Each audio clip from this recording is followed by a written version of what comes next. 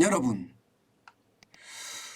우량채 발행이 흥행을 지금 하고 있다. 그래서 채권 위기가 넘겼다. 이 말이 사실일까요? 일단 이것부터 먼저 보시죠. 전월 대비 기업보험 금리 하락폭입니다. 상승폭이 아니고 하락폭이 마이너스 0.57%가 떨어졌습니다. 마이너스 0.57%포인트가 떨어졌습니다. 야, 이게 꺾이는 걸 보니까 시장의 위험성이 낮아진다 이렇게 이야기할 수 있나요? 여러분도 알다시피 이게 CP금리는요 굉장히 많이 올라갔었습니다. 2022년 12월 9일에 5.54%까지 올라갔었거든요. 그런데 2023년 1월 9일에 보니까 4.97%. 그러면 0.57%포인트가 차이가 나는 거죠. 이것은 말입니다. 결국 시장의 어떤 분위기가 반전이 됐다는 뜻이에요. 시장의 분위기가 반전이 됐다. 이게 5.54%, 4.97%로 떨어졌으니까요. 물론 지난 2021년 4월 6일에 1%였고요. 2022년 1월 3일은 1.5%인데 비하면 이게 지금 4.97%라는 수치도 굉장히 높은 거죠. 그렇지만 여러분 작년 10월부터 말입니다. 사실 11월, 12월 거치면서 우량기업이라고 이야기하고 대기업이라고 이야기하고 재벌기업이라고 이야기하는 그런 기업들도 이게 채권 시장에서 채권을 발행을 못했어요. 오죽했으면 말입니다.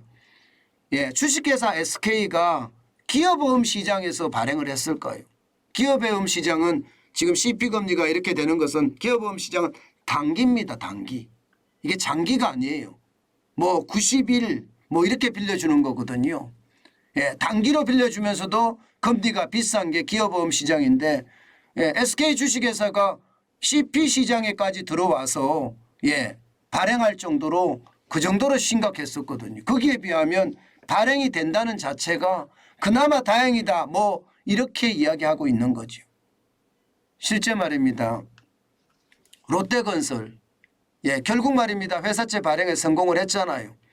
어쨌든 롯데건설이 2,500억 원을 회사채 시장에 내놨는데 기간투자가가 400억 원, 채안펀드에서 1,200억 원, 그리고 산업은행에서 900억 원을 이게 인수를 해줌으로 했어요.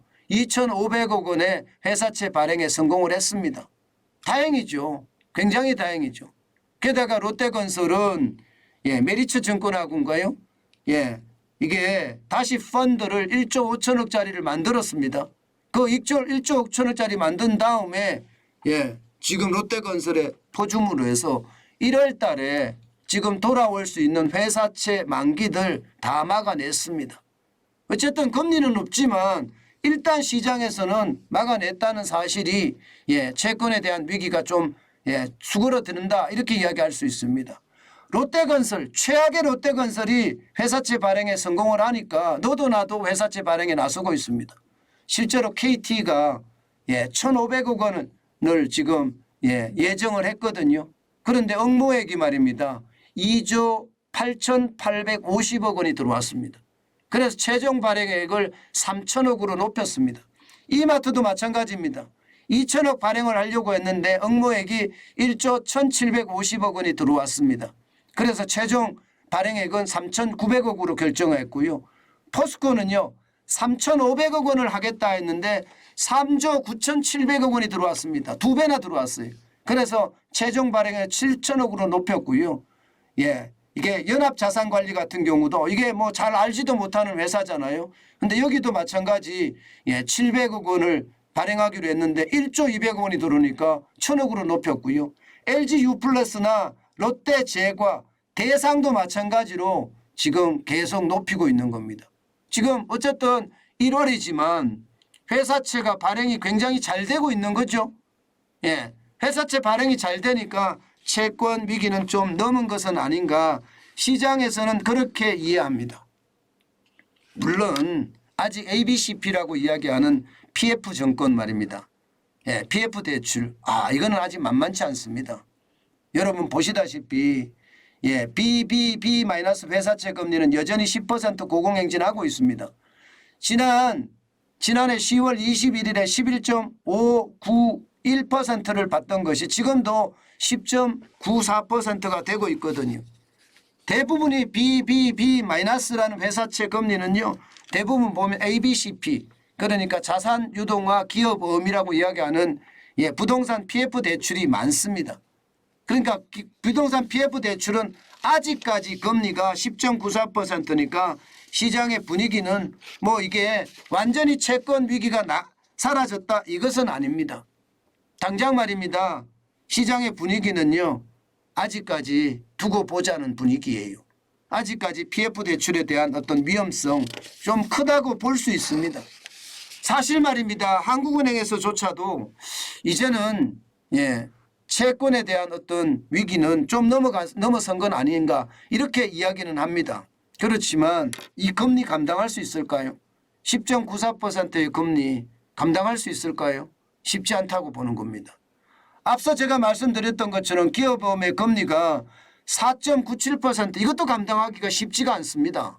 이것도 굉장히 높은 수치라고 제가 말씀을 드렸어요. 일반적으로 기업보험이 1% 내외였는데 4.97%면 거의 5배 가까이 되는데 이거 쉽지 않거든요.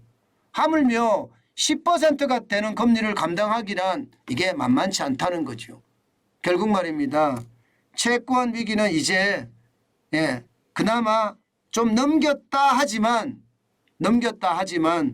아직까지는 예, 위험이 도사리고 있다. 뭐 이 정도로 기억하는 게 우리 시장에 대한 이해폭이 되는 것은 아닐까. 채권 위기는 다시 언제든 터질 수 있다. 뭐 이 정도 예, 이해하는 게 좋지 않겠느냐. 저는 그렇게 분석하고 있습니다. 그렇지만 여러분 아마 여러분들 중에는요. 채권에 투자하시는 분이 꽤나 많으실 거예요.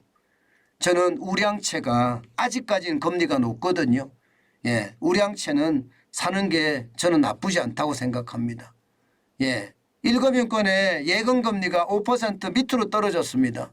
그런 것을 감안해 보면 지금 우량채 같은 경우는 회사채 중심으로 보면 말입니다. 5% 6%대는 당연히 많고요. 예, 6% 7% 대도 굉장히 많으니까 예, 이게 방망이를 좀 짧게 잡으면서 뭐 1년이나 아니면 2년이나 뭐 이 정도 예. 뭐 3년물을 사거나 5년물을 사거나 10년물을 사는 거는 저는 반대고요. 예, 방망이를 좀 짧게 잡으면서 예, 좀 지금은 예금금리 같은 경우는 제가 방망이를 길게라고 이야기해요. 예, 왜냐하면 예금금리는 지금 3개월짜리 금리를 하는 것이 아니라 차라리 2년짜리 하는 게 낫다. 그렇게 말씀을 드리는데 예, 채권에서는요. 이게 뭐 3년물, 5년물, 10년물, 20년물, 30년물까지 있으니까요. 예, 이때 말할 때는 뭐 1년이나 2년이나 이렇게 짧게 잡는 게 좋지 않을까 저는 그렇게 생각합니다. 많은 분들이 채권 투자에 나서는 거 저도 많이 듣거든요. 저에게 전화도 많이 오고요. 예, 저는 전화가 올 때마다 상담을 할 때마다 그렇게 말씀을 드립니다. 어디에 하시게요? 이렇게 물어보고요. 아니 그 정도 기업이면 괜찮습니다. 이렇게 대답을 합니다. 예, 저는 아닌 것은 아니라고 이야기를 하는데요. 채권에 대한 투자가 개인 투자자들도 요즘 많이 늘었잖아요. 그런 측면에서 보면 채권에도 우리가 관심을 가질 필요가 있다. 그 말씀 다시 한번 올립니다.